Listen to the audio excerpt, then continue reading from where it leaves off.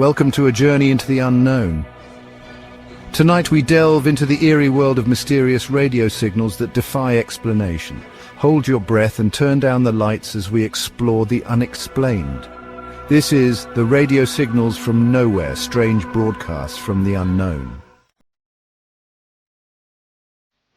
Our journey begins in the dead of night, in the desolate plains of the American Midwest. Imagine a lone truck driver traversing a seemingly endless highway, his only companion the rhythmic hum of his engine and the faint glow of the radio. It's a familiar scene, a slice of Americana, but on this particular night the airwaves would crackle with something far from ordinary. The year was 1987, and as the trucker, a man named Dale, would later recount, the music on his radio began to distort, the cheerful tunes replaced by an unnerving static. At first he dismissed it as typical signal interference, a common occurrence in such remote areas, but this static was different. It had a pulsating, almost rhythmic quality, like a heartbeat in the darkness. Then, from the depths of the static, a voice emerged, a voice that would forever be seared into Dale's memory. It was deep, guttural and distorted, as if transmitted through a thick fog. The voice spoke in a language Dale couldn't understand, a string of guttural sounds and chilling whispers. Yet even without comprehension, the message was clear. This was not meant for human ears. Fear gripped Dale's heart. He tried changing the station, desperately seeking solace in familiar melodies, but the voice persisted, growing stronger, more insistent. It was as if some unseen entity had hijacked the airwaves, holding him captive in a prison of his own making.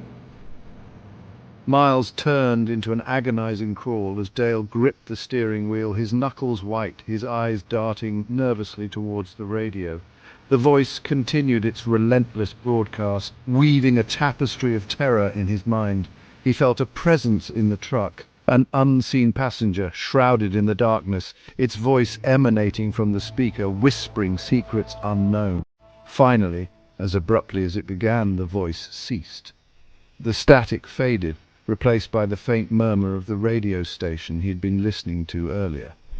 Had it all been a figment of his imagination, a trick of the mind brought on by the loneliness of the open road? Dale wanted to believe it, but the memory of that voice, the sheer terror it evoked, lingered in the air, a chilling reminder of the unseen forces that lurked just beyond our perception. Dale's encounter with the phantom frequency became a local legend, whispered in hushed tones in roadside diners and truck stops across the Midwest.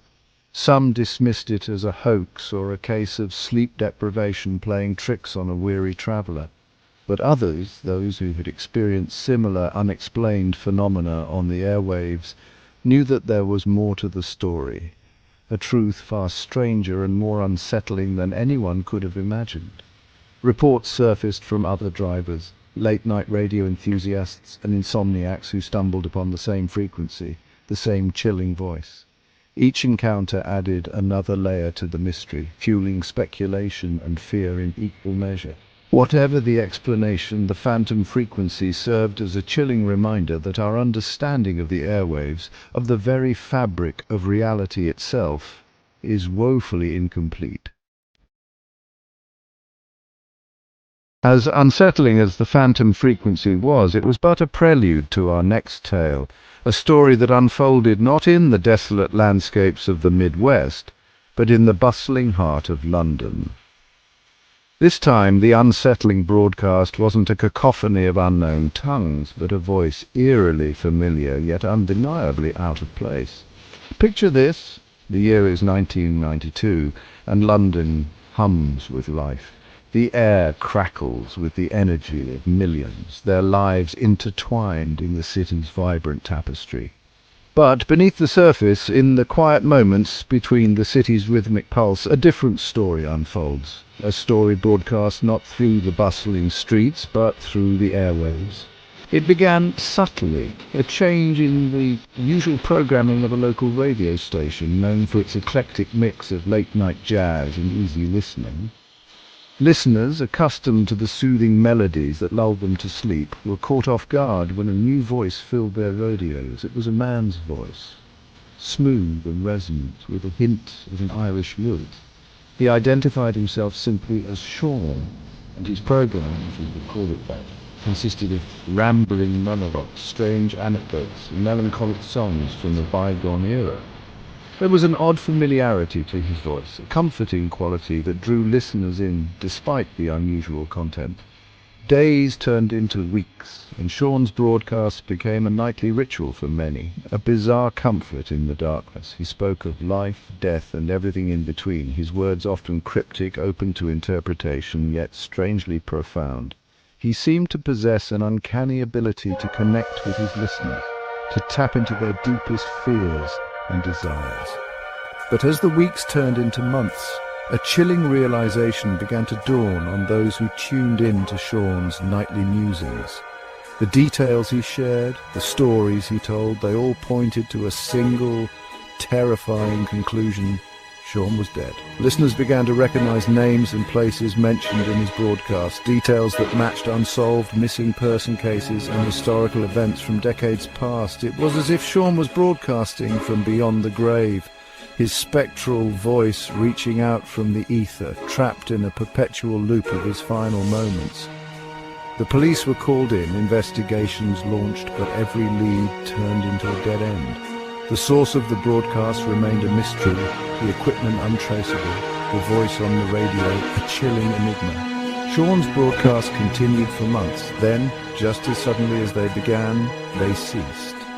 The airwaves fell silent, leaving behind a void filled only with unanswered questions and the lingering echo of a voice from beyond the grave. The story of the ghostly DJ became a chilling reminder that some mysteries are not meant to be solved.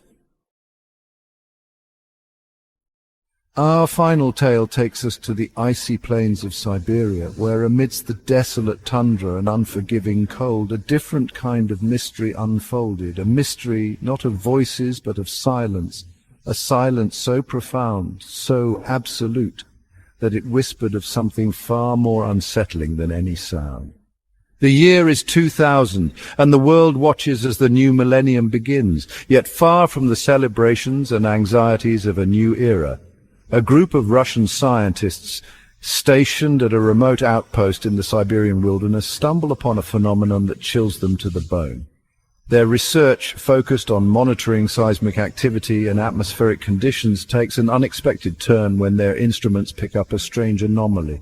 It originates from a seemingly abandoned radio station, a relic of the Soviet era, its dilapidated structures standing as ghostly sentinels against the unforgiving landscape.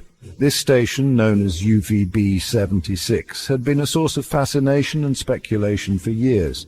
It was a number station transmitting a monotonous, repeating shortwave radio signal, occasionally interrupted by voice messages spoken in Russian. Its purpose remained shrouded in secrecy, fueling conspiracy theories and speculation among radio enthusiasts worldwide. But what the scientists discovered was different. This was not the usual buzzing hum of the UVB-76, not the cryptic coded messages that had become its signature. This was silence. Absolute, deafening silence. At first they dismissed it as equipment malfunction, a technical glitch in the vast expanse of the frozen wasteland. But as they ran diagnostics, checked and rechecked their instruments, the chilling reality set in. The silence was real, and it was emanating from UVB-76. Days turned into weeks, and the silence persisted. The once ever-present buzzing, the occasional voice, all gone, replaced by a void that seemed to suck the sound from the very air. It was as if the station, once a beacon of mystery, had become a black hole, swallowing all sound, all communication. The scientists were baffled. They had recorded hours of silence, analyzed it for any hidden patterns, any faint whispers that might reveal its secrets. But there was nothing. It was a silence so pure, so profound, that it seemed to defy the laws of physics. Theories abounded. Some whispered of a catastrophic event, an accident that had silenced the station and its occupants, leaving behind an eerie monument to a forgotten tragedy. Whatever the explanation, the silent station stood as a stark and unsettling reminder that there are still places on this planet, and perhaps beyond, where the known laws of science and reason break down. These were the tales of radio signals from nowhere, each more mysterious than the last. From the phantom frequency that haunted a lone trucker to the ghostly DJ, broadcasting from beyond the grave, and finally the chilling silence of a remote Siberian station. These stories remind us that the airwaves hold secrets, whispers of the unknown that defy explanation. What do you think about these strange broadcasts? Let us know in the comments below. Until next time, stay tuned if you dare.